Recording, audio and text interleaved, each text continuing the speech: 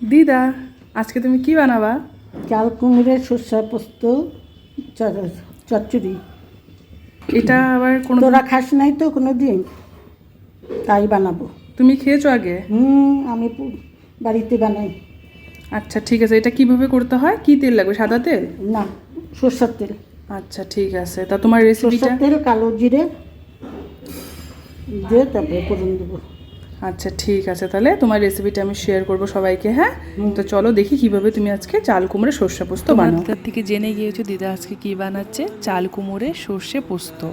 আমি এই আইটেমটা সত্যি কথা কোনোদিনও খাইনি, আজকে আমি ফার্স্ট টাইম ট্রাই করেছি। আমার ভীষণ পছন্দ হয়েছে। তো তোমাদের কি করতে হবে, চাল কুমড়োর ছালটা ছিলে নিয়ে তারপরে এইভাবে কাটতে হবে, পিসটা করতে হবে। পিসটা তোমাদের মতন তোমরা করতে পারো, সেটা ব্যাপার না। তারপর কড়াইতে তেল দিয়ে তাতে শুকনো লঙ্কা আর কালো জিরে ফোড়ন দিতে হবে।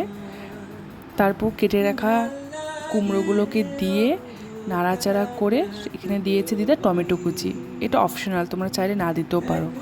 তারপর কুমড়োটাকে ঢেকে দিতে হবে, কেন কুমড়োর থেকে জল বের হয়, আর ঢেকে দিলে জলটা জলদি বের হয়। আর তারপর জলটা শুকিয়ে গেলে ওখানে দিয়েছে নুন আর হলুদ গুঁড়ো, আর দিয়েছে টেস্টের জন্য এখানে চিনি। আবারও এসবগুলোকে সমস্ত কিছুকে ভালো করে মিক্স করে নিতে হবে। মিক্স করে আবার ঢেকে দিয়েছিল। যখন দেখবে ভাজা ভাজা হয়ে গেছে, আগের থেকে পেস্ট করা সর্ষে পোস্ত কাঁচা লঙ্কাটাকে তার মধ্যে দিতে হবে। দিদা একবারে পরিমাণ মতন জলও দিয়ে নিয়েছে, কেন আমাদের চাল কুমড়োটা অলরেডি সিদ্ধ হয়ে গিয়েছিলো, তো সেমন একটা জল দিতে হয়নি। আর এইসব জিনিস একটু মাখা মাখা খেতেই ভালো লাগে, ঝোলটা ভালো লাগে না। দেখো আমাদের চাল কুমড়োটা অলরেডি হয়ে এসেছে। তারপর এখানে দিদা কাঁচা লঙ্কা দিয়েছে উপর দিয়ে, আর কাঁচা সর্ষের তেল দিতে হয়। আর তোমরা জানোই সর্ষে পোস্ত যেটাই আইটেম হোক উপর দিয়ে কাঁচা সর্ষের তেল দিলে ভীষণ ভালো লাগে খেতে। আর দেখো আমাদের এখানে চাল কুমড়োর সর্ষে পোস্ত রেডি হয়ে গেছে।